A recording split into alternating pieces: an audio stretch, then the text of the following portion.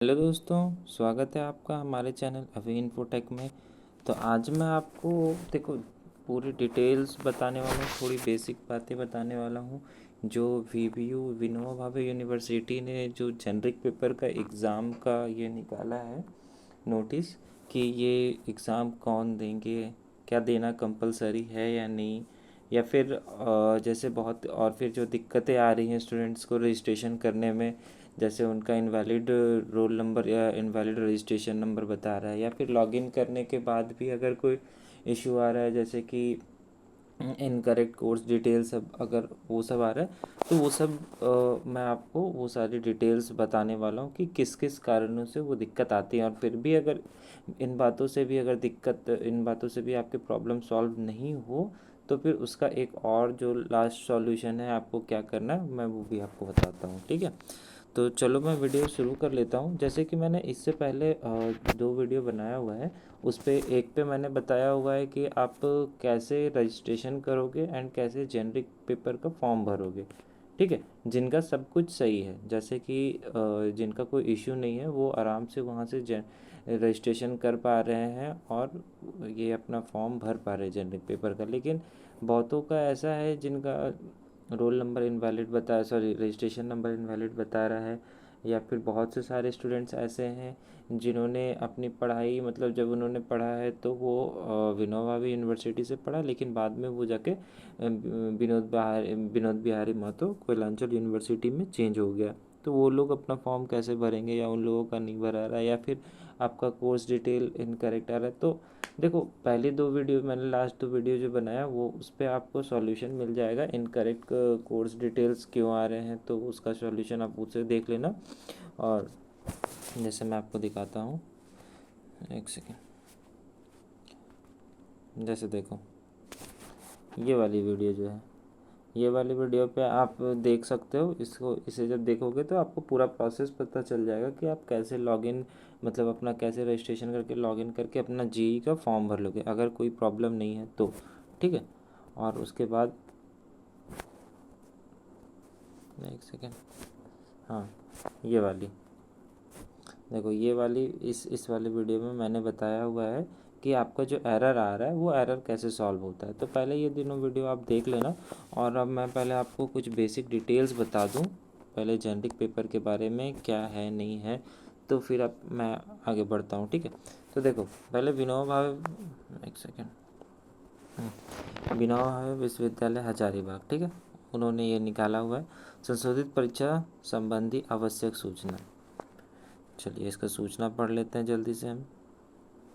स्नातक सत्र 2015-18 से 2019-22 तक, मतलब कि जिनका सेशन 2015 से स्टार्ट हुआ, मतलब जो भी स्टूडेंट्स 2015 से पढ़ रहे हैं, मतलब जो जिन्होंने 2015 में एडमिशन लिया, जिनका सेशन 15-18 था, और 2015-18 से लेके जिनका सेशन 2019 मतलब जो जिन्होंने 2019 में एडमिशन लिया 22 तक अपना पढ़ाई किया, उन लोगों के लिए है ये। सेमेस्टर 1 से लेके सेमेस्टर 4 तक बीए और बीएससी, मतलब देखो ये जो जेनरिक पेपर का जो कोर्स है, मतलब जेनरिक पेपर का जो एग्ज़ाम होना है वो सिर्फ दो ही मतलब स्ट्रीम के लिए होना है, एक आर्ट्स दूसरा साइंस, ठीक है। ये कॉमर्स वाले स्टूडेंट्स के लिए नहीं है। तो जिन्हें भी मतलब जिनका भी मतलब अकाउंट्स ऑनर्स है या फिर जो कॉमर्स बैकग्राउंड से हैं तो उन्हें जेनरिक पेपर का एग्ज़ाम नहीं देना। ये पेपर सिर्फ ये एग्ज़ाम सिर्फ बीए मतलब ग्रेजुएशन मतलब बीए आपका बैचलर ऑफ आर्ट्स, आर्ट्स वाले को देना, एंड बीएससी मतलब बैचलर ऑफ साइंस, वो भी जनरल नहीं, ये कोर पेपर जिनका ऑनर्स पेपर है। देखो बीए जनरल भी होता है, तो जो जनरल से किए हैं उनके लिए नहीं है, जिनका ऑनर्स है मतलब जिनका बीए कोर या बीएससी कोर है, सिर्फ वही विद्यार्थी, सिर्फ वही स्टूडेंट्स यहाँ पे अपना जेनरिक पेपर का फॉर्म भरेंगे। उसमें फिर आगे देख लीजिए क्या है। देखो एक ही विषय के जेनरिक पेपर, ये देखिए मैं आपको दिखा रहा हूँ, एक ही विषय के जेनरिक जी का परीक्षा लिया गया।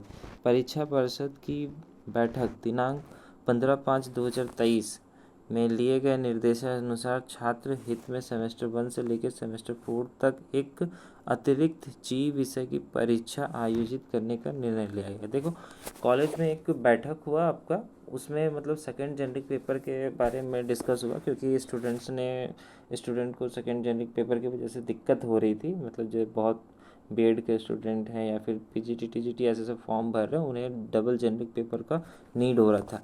तो उन्होंने ऐसा कुछ हंगामा किया था, उसके वजह से यूनिवर्सिटी ने डिसाइड किया कि फिर से वो डबल जेनरिक पेपर मतलब दूसरे जेनरिक पेपर के लिए एग्ज़ाम देंगे। लेकिन ये देखो आगे पढ़ते हैं। इस परीक्षा में इच्छुक विद्यार्थी सम्मिलित हो सकते हैं। ठीक है, देखो क्या लिख रहे हैं, इस परीक्षा में इच्छुक विद्यार्थी सम्मिलित हो सकते हैं। इसका साफ साफ मतलब है कि हर स्टूडेंट को एग्ज़ाम देना कंपलसरी नहीं है। जिसे ज़रूरत है, मतलब जिन भी स्टूडेंट को लगता है कि उन्हें इसकी ज़रूरत पड़ेगी, या फिर जिन्हें मतलब ऐसे एग्ज़ाम में एंट्री मतलब ऐसे एग्ज़ाम में बैठना है आगे, या फिर फ्यूचर में जॉब लेना है जिसमें आपको डबल जेनरिक पेपर का ज़रूरत पड़ेगा, तो वो वैसे स्टूडेंट जेनरिक पेपर का फॉर्म भरेंगे। अन्यथा जिसे ज़रूरत नहीं है, या फिर कोई ऑलरेडी किसी यूनिवर्सिटी में एडमिशन ले लिए हैं आगे, या पढ़ाई कर रहे हैं या फिर जॉब कर रहे हैं, तो उसके लिए ये जेनरिक पेपर सेकंड का कोई ज़रूरत नहीं है। इससे आपका कोई सर्टिफिकेट या डिग्री आपका कोई अमान्य नहीं होगा, सारा वैलिड रहेगा। ठीक है, तो जिसे भी लग रहा था ना कि ये कंपलसरी है, तो कंपलसरी नहीं है। जिसे ज़रूरत है वो दें, जिसे नहीं है वो ना दें। अब आगे देख लेते हैं। ठीक है, सेमेस्टर 6 का अंक पत्र एवं मूल प्रमाण पत्र में कोई परिवर्तन नहीं किया जाएगा। ये देखो, सेमेस्टर 6 का अंक पत्र मतलब जो आपका फाइनल जो मार्कशीट आता है सेमेस्टर 6 का, जिसमें सिर्फ आपका ग्रेजुएशन मतलब सिर्फ ऑनर्स पेपर का जो रहता है, तो उसमें कोई चेंजेस नहीं होगा। और जो आपका मूल प्रमाण पत्र है उसमें भी आपका कोई चेंजेस नहीं होगा, मतलब जो आपको डिग्री मिला हुआ वही आपका रहेगा। ठीक है, जी का अतिरिक्त विषय वह होगा जो संबंधित महाविद्यालय में पढ़ाई होती है एवं सरकार से उन विषयों के संबंध प्राप्त हों। मतलब ये सीधी है, जी जो सेकंड पेपर आपको जी चूज़ करना है वो आपके कॉलेज में जो पढ़ाई होती है, या फिर आपका जो ज़रूरत है जो सरकार द्वारा निर्देशित है वो वाला आपका होगा। ठीक है, अब देखिए आगे पढ़ लेते हैं। परीक्षा प्रपत्र भरने से पहले अपने अपने महाविद्यालय, देखिए क्या है ये वाला, अरे परीक्षा प्रपत्र भरने से पहले अपने अपने महाविद्यालय से संपर्क स्थापित कर जी विषय का चयन कर लें। तदुपरांत ही परीक्षा प्रपत्र भरने की प्रक्रिया प्रारंभ करें। अतिरिक्त परीक्षा में सम्मिलित होना अनिवार्य, आंतरिक परीक्षा में सम्मिलित होना अनिवार्य। मतलब देखो यहाँ पे ये कह रहा है ना कि परीक्षा पत्र पर देखो, परीक्षा फॉर्म भरने से पहले आप अपने कॉलेज में अपने यूनिवर्सिटी में बात कर लें। ठीक है, अपने कॉलेज में अपने यूनिवर्सिटी से बात कर लें कि आपको क्या रखना है, मतलब चयन करने से पहले परीक्षा पत्र क्या रखना है। ठीक है, और दूसरा आंतरिक परीक्षा मतलब इंटरनल एग्ज़ाम जो इसका होगा वो कंपलसरी है। मतलब जिन भी लोग जैसे मतलब वैसे स्टूडेंट्स जो फॉर्म भरेंगे जी का, उसे इंटरनल एग्ज़ाम देना ही पड़ेगा, वो कंपलसरी है। उसके बिना आपका ये जो आप एग्ज़ाम दोगे उसका कोई वैल्यू नहीं रह जाएगा, मतलब ऑटोमेटिक देखा जाए तो आप फेल हो जाओगे। ठीक है, मतलब अगर आप फॉर्म भर रहे हो एग्ज़ाम देना है तो फिर आपको इंटरनल एग्ज़ाम भी देना पड़ेगा। अब आगे देखो, परीक्षा प्रपत्र ऑनलाइन भरने की तिथि 6 जुलाई से 26 जुलाई तक है।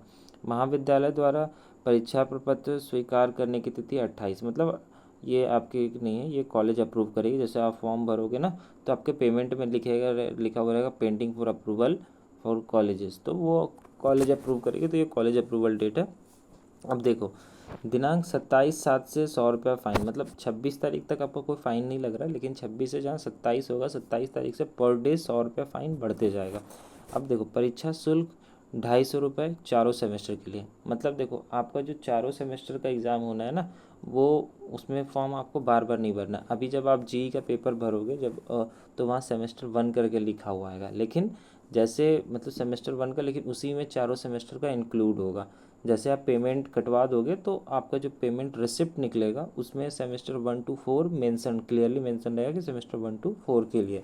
तो आप लोग जिनको भी डाउट था कि ये भी पेमेंट कटवा देंगे तो सिर्फ 1 का होगा फिर 2 में अलग से लगेगा, तो ऐसा कुछ नहीं है।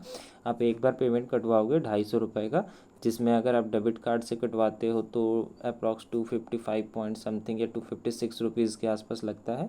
और अगर क्रेडिट कार्ड से कटवाते हो तो 254 पॉइंट समथिंग, मतलब 255 रुपीज़ लमसम 1 रुपये का डिफरेंस होता है। तो आप बस जो हो वो यूज़ कर लेना, आप उससे पेमेंट कटवा सकते हो।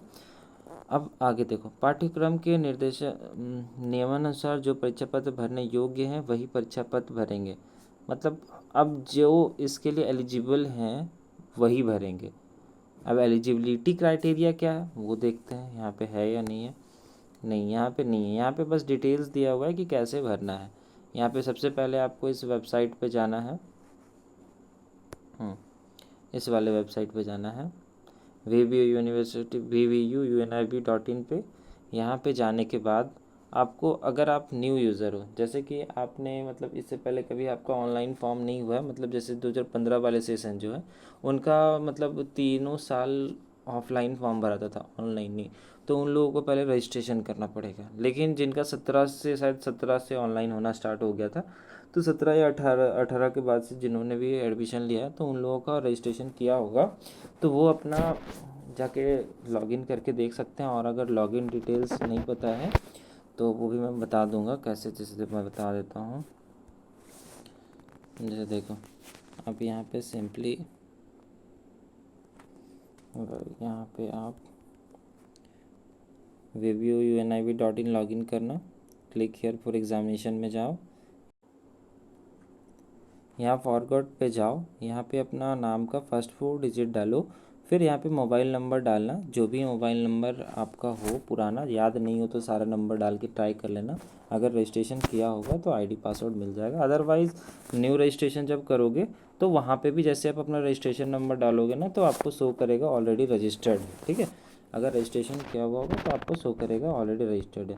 तो ये था पूरा प्रोसेस, ये था मतलब इधर। अब मैं आपको बताता हूँ कि उन लोगों का क्या करना है। देखो, मैंने VVU में बात करा है, मैंने VVU को कॉल करके पूछा था कि क्योंकि बहुत सारे स्टूडेंट्स का कमेंट आ रहा था कि उनका जब वो मतलब रजिस्ट्रेशन नंबर डाल रहे हैं तो इनवैलिड रजिस्ट्रेशन नंबर आ रहा है।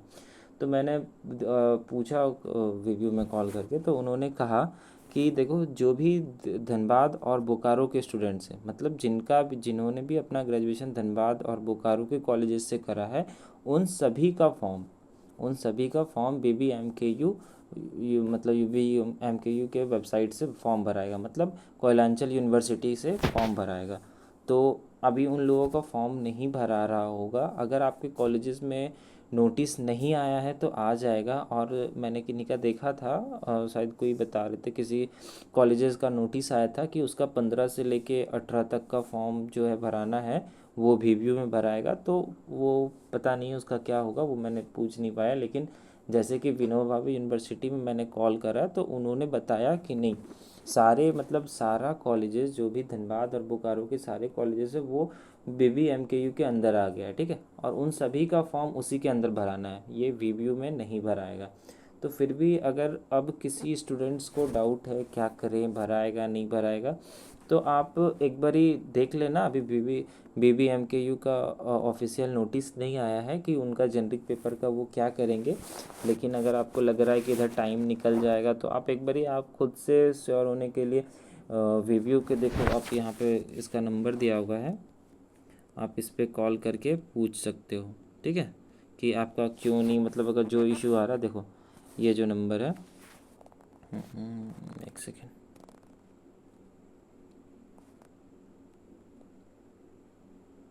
ये जो नंबर है, ठीक है, देखो ये जो नंबर है, इस नंबर पे कॉल करके आप पूछ सकते हो। ये दोनों नंबर है, मतलब ओवरऑल ये दोनों नंबर है, ये दोनों नंबर पे आप कॉल करना। और ये मंडे टू सैटरडे सुबह 10 बजे के बाद कॉल करना, आपकी बात हो जाएगी। 3-4 बार लगाओगे तो आपकी बात हो जाएगी, वो आपको प्रॉपर सॉल्यूशन दे देंगे, वो आपको प्रॉपर बता देंगे क्या दिक्कत आ रहा है या फिर इसको सॉल्यूशन कैसे मिलेगा, ठीक है। तो जिनका भी इनवैलिड रजिस्ट्रेशन नंबर करके आ रहा था वो, या तो आप अगर वैसे स्टूडेंट्स इनवैलिड रजिस्ट्रेशन नंबर आ रहा है जो धनबाद बोकारो से हैं तो उनका फॉर्म BBMKU से भराना है। लेकिन अगर आप झारखंड से हो, मतलब सॉरी इधर झारखंड बोलता हूँ, अदर सिटी से हो एक्सेप्ट धनबाद और बोकारो जो VVU के अंदर ही है, तो आप एक बारी इस नंबर पे कॉल करके पूछ लेना क्या दिक्कत है आपकी, ठीक है। वो उधर से आपको प्रॉपर सॉल्यूशन दे देंगे। बाकी अब इसके बाद भी अगर कोई डाउट रह गया हो तो आप मुझे कमेंट करना या फिर मेल कर देना, कोई इशू होगा तो फिर आप अपने आप हमें मेल भी कर सकते हो, बाकी कमेंट करके भी पूछ सकते हो, ठीक है। चलो, थैंक यू।